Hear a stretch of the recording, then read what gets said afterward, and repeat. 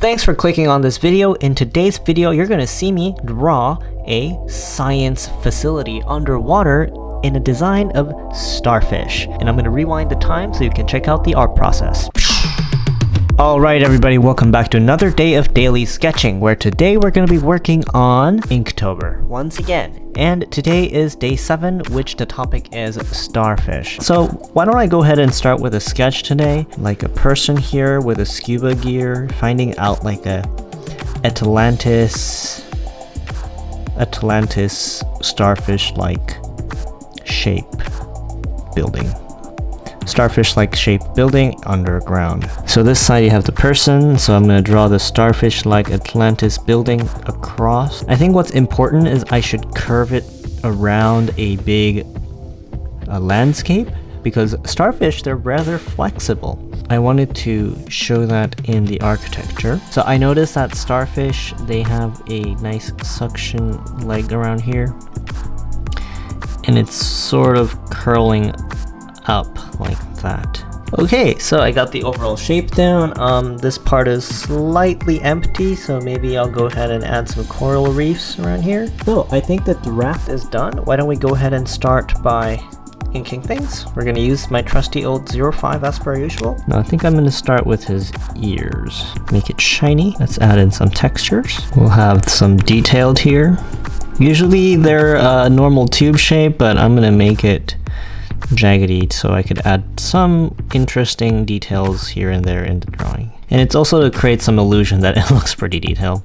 So in other words, I'm kind of cheating here. I'll make it flowy without making it too jaggedy like a tree. So I'm gonna go ahead and show some writing, accentuate that. I don't know, some random symbols here and there. I've never done scuba diving before, so I'm actually not sure what it actually looks like. Yes, I could pull up a reference and do that, but I'm not gonna spend too much time on this. That looks pretty good. Let's add some more details.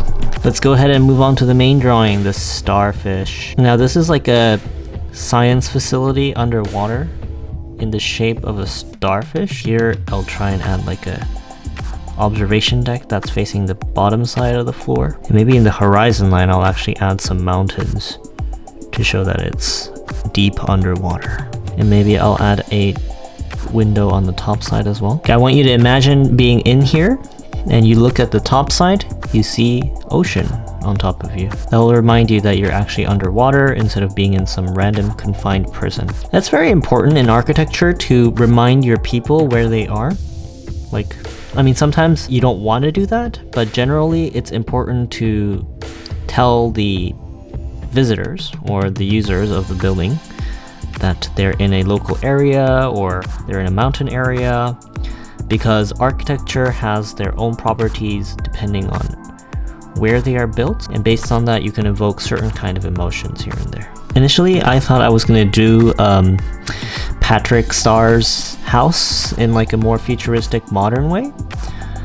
However, I thought that it's a lot more fun if I had some fun with I thought I would have a lot more fun designing a futuristic starfish underground water secret science base. Right now I'm adding some textures on the building, the panels. Now texturing a building is very important as well in architecture, because it's important for our eyes to have some sort of information. Now I don't know if you've seen one of those Vsauce Minefield episode where Michael himself, he went into like a, what do you call, isolation chamber, where he is basically removed from all sensitives. He's like in a white room, there's no sense of time, there's no everything, and he basically went a little crazy and a little unhinged because of the lack of information that people have inside. Now that's why it's also important for architectures to have some sort of textures, because if it's all too flat and bland, it gets a little bit boring and a little sad. That's why some people don't really prefer the concrete buildings. Oh no, I must smudge that. This is exactly why some people don't prefer concrete buildings, as it creates a sense of uneasiness where there's like no information at all and everything is just bland. Now I'm gonna add in some huge rocks around this area, like huge boulders, because that is how starfishes usually are found, like at the bottom of the sand. But since this is really huge and gigantic and it's like an architecture, I wanted to also accentuate the big boulders as well. Why don't we add in some fish here and there, some bubbles, and we're just gonna go ahead and do the foreground coral reefs. See how the coral reefs are moving in here? It's shaded in the bottom side. And I know there's like a variety of coral reefs. I'm gonna try and vary my brush strokes, try in different things. I don't want to cut down the bottom with the straight line. That creates a harsh separation between the drawing and the paper. I personally like it to keep it a little bit more artistic on the bottom side. This is really hard to use. Draw some big ones here and there as well, because something in the foreground would be bigger and something in the background might be smaller. I think I'll add in one big one here as well. The top part should be brighter. I'm gonna go ahead and color from the bottom to the top. Let's use some grays as per usual. Textures on his hair. Now I don't want to color everything dark here. I'm going to mix and match with some grays. That way you can still see the 3D shape, or you can see the form of the character. Why don't we go ahead and shade in the background? I haven't really decided on how to paint the starfish. So that's something I have to think about. Now I'm going to color in the top side of the mountain darker than the bottom side. You might be wondering, wait, it shouldn't be the other way around. Yeah, that's true, but I wanted to make things look a little bit glowy, which underwater makes it seem like everything looks glowy. So I'll keep the top part of the edge white, as you can see here. And another one of these over here, and maybe some parts right here. But fill inside the gaps between the white. Because the more contrast something has, it looks like there's more information. That's why what we like to do, blend in between the edges of some shapes with a similar color to produce information. Why don't we go ahead and color in the reflective glass blue. Let's color in the fish.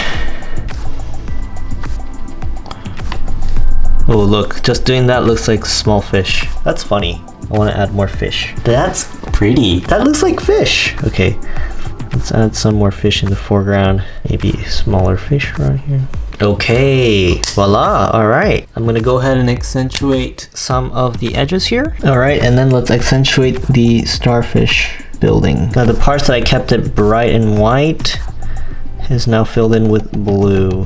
Actually, I want to add some more spotlight effect going on, so I'm going to go ahead and color in some parts blue diagonally like this. Go over a couple of times if I can. Let's add in some hint of blue on him as well, and maybe a little bit of blue here as well. Actually, I went ahead and added some clarity between the starfish and the people.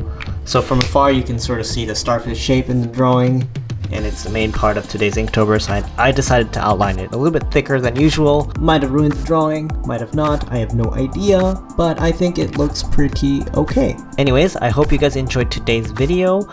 Today is Inktober day 7, the topic is starfish, and I've decided to draw a scientific center underwater in the shape of a starfish.